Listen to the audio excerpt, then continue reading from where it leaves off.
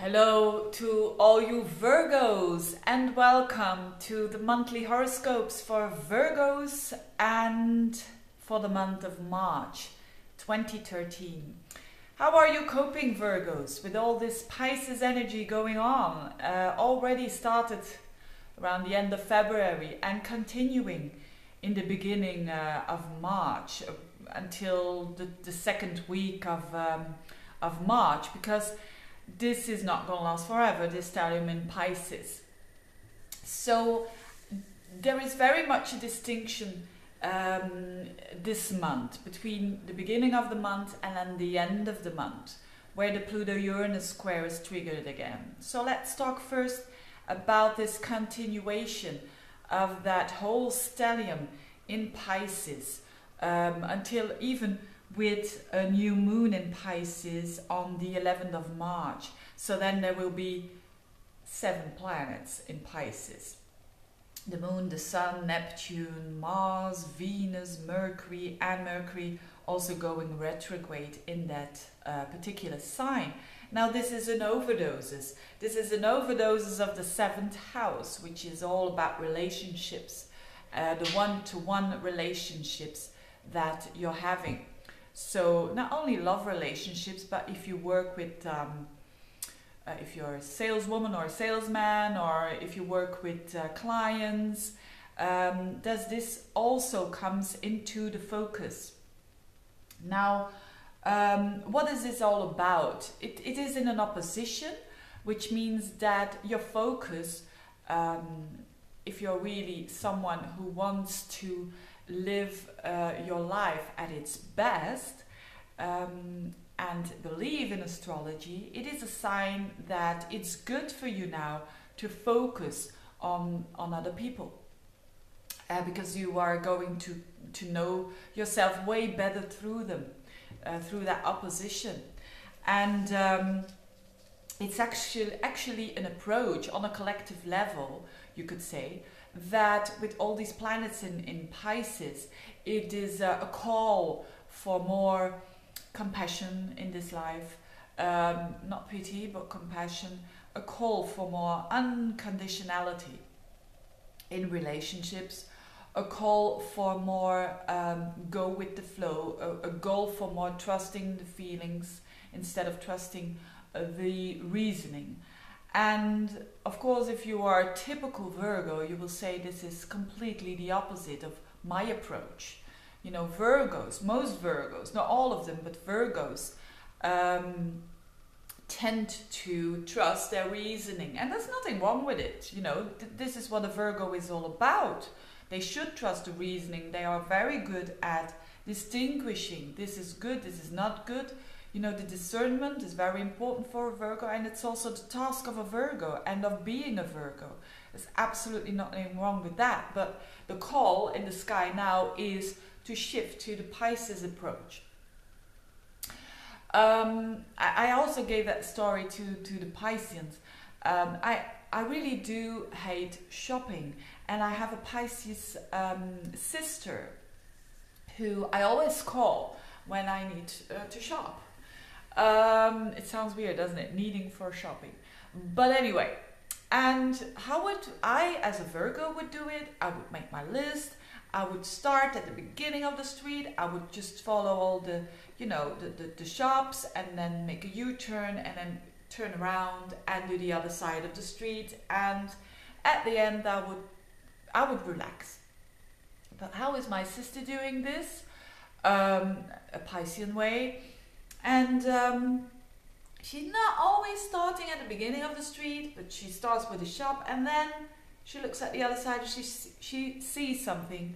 So we have to cross the whole avenue to go to that other shop. Then we see something that we like, and then she sees like, oh, there's a nice new cafe. It's a good cafe. I feel it. Okay, we'll have a stop there. And then she goes again to the other side of the road, and she says, look, Veerle, this is a wonderful book. This book is looking for you instead of the other way around. And it's true. It seems to be true.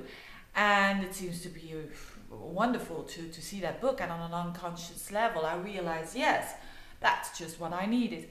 And at the end of the day, I had a lovely day, I had an enjoyable day, and above all, it was an efficient day. as well, because I had everything that was probably would have been on my list, and above all that, I had that extra, that book. So this is a bit, in a very simple explanation, this is a bit how the Virgos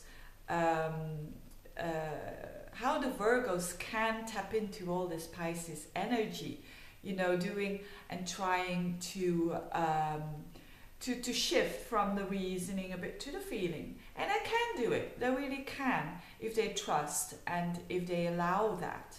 So I'm absolutely not saying shift from Virgo into Pisces. No, no, no, no.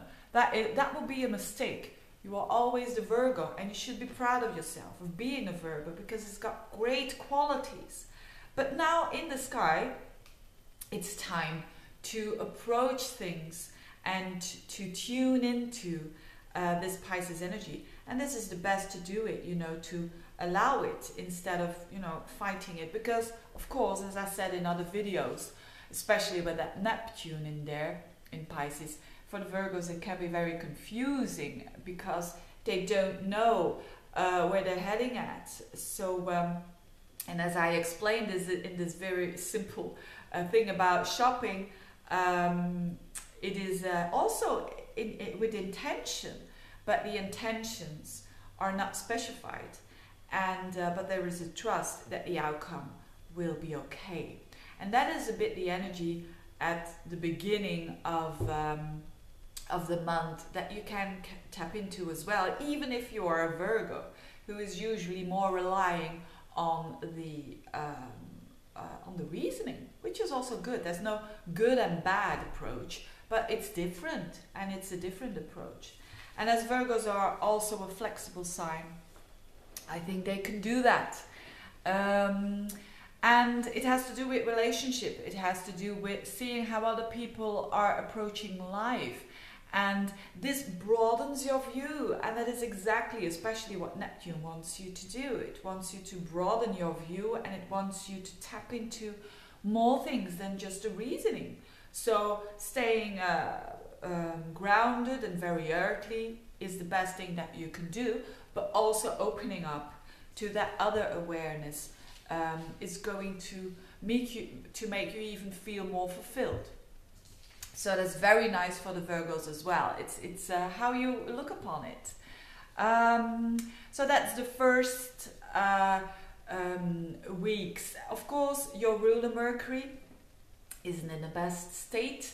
It's actually in its detriment in Pisces, and even going retrograde, it's even more feeling not really in its element. But again, that's the way it is, and that's the way you focus on how you see the world. So on the 17th, the 18th of the month, Mercury goes direct again. So things will become clear again. And but it's very much for the Virgos, the message is very much just allowing it and understanding that it's there for a reason. I made a video about Neptune transits to the mutable signs. I'm going to put a link so you can, if you're interested, you can see it as well. Because I talk about particularly also about the Virgos. So when Mercury starts going direct again around the 17th, the 18th, you will feel definitely a shift in, okay, I see, and particularly in the area of relationships, especially when you've got a Virgo ascendant, you will understand what this retrograde was all about, and this really thinking about relationships and what you can learn from it, and how you can put your view and your focus differently. So that's about the first part of the month. Now let's have a look at a totally different energy when the Sun and Venus and Mars, they're all going to shift into the 8th house of Aries, and that's a more masculine energy. So you could say the Pisces energy is more feminine, and the Aries energy is more active. So first Mars comes into that house on the 12th of the month, after a new moon on the 11th in Pisces. So the new moon in the 11th means you know, it's a new start considering your view upon relationships, because after that new beginning, the Mercury goes direct again, so that goes very well with the seeing clearer of that particular part of your life. Now, with the Mars shifting towards your 8th house, and Mars is very happy because it's in Aries, there's going to be a focus on the 8th house, and Mars can do very good work there because it's in its element, it's in its own sign, so it's not in the state as Mercury is, but it really loves it there. And the 8th house is all about the word of the word of other people. So you rely on word of other people. It's also about money of other people. It's also about intimacy, about our fears, about taboos. So it's a very different focus now, the 8th house. And with Mars in there, this reflects that you're going to work on that. You're going to be willing to work for getting more money into your life, maybe getting more a mastering of fears in your life, getting along better in your most intimate relationships and have a focus on that. So this is all very interesting for the Virgo. But Pluto-Uranus is triggered. Now Pluto is in Capricorn, Uranus is in that 8th house of Aries, and it's squaring up to each other. That is there at the background the whole year, but these planets or this aspect is triggered by Mars, by Venus, and by the Sun, all in Aries. So when these are faster planets, and when they aspect one of the two, the Pluto and the Uranus, it comes alive again. And for you, so especially it comes alive for the cardinal signs, which is Aries, Libra, Capricorn, and Cancer. But for you, it's the 8th house and also the 2nd house. I will talk about that in a minute. So it's the financial houses, it's the houses of self-worth, it's the houses of talents, it's the houses of intimacy, the houses of fears, the houses of stability, because it's represented by Taurus and Scorpio. It's about financial stability, it's about emotional stability. That comes into the focus. And around the 20th, almost the 10 last days of the month, it's going to more a restless energy. That's not bad, but it's just a typical energy of Uranus, because Uranus is triggered, and Uranus is a planet about restlessness. It's a planet about sudden things that happen. It's a planet about, yes, unusual stuff can happen. And for you, it has to do with those areas of life. Hopefully, it can have to do something with the heritage, or it can have to do something with money of other people, or it can have to do something with fears that are mastered, and so on and so on.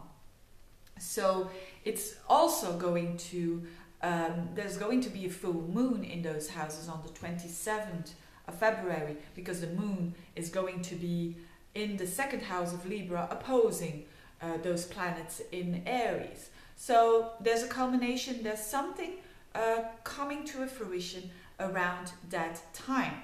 And fixed stars, I only use fixed stars in horary charts, but I also use them, a couple of them, just 5 or 6, when there is conjunctions happening. And there is a conjunction happening on a fixed star again. Well, that has to do with this Pluto-Uranus. The full moon is on 6-7 degrees of Libra, and there's a fixed star called Vindhya Matrix. I hope I say it right. But it's a star about separation. And don't think, oh, separation is bad, but this is exactly what is all about the Pluto-Uranus square. It's about letting go of what's not good and welcoming the new. And with this fixed star, it shows, you know, it could be a separation, it could be a renewal of something, a new start, considering those two houses. So very interesting month for all of us, but especially for you Virgos, with that emphasis of that stellium that is opposing your sign, your Virgo sun or ascendant. or any other personal planet. I'm checking if I've said it all, or if I've said the things that I wanted to say, and I think yes. So I wish you all the best for the month of March. Very active month, I think, for every sign and also for your sign. Wish you all the best, you Virgos. And check out if you want that video about Neptune, and see you later. Bye bye.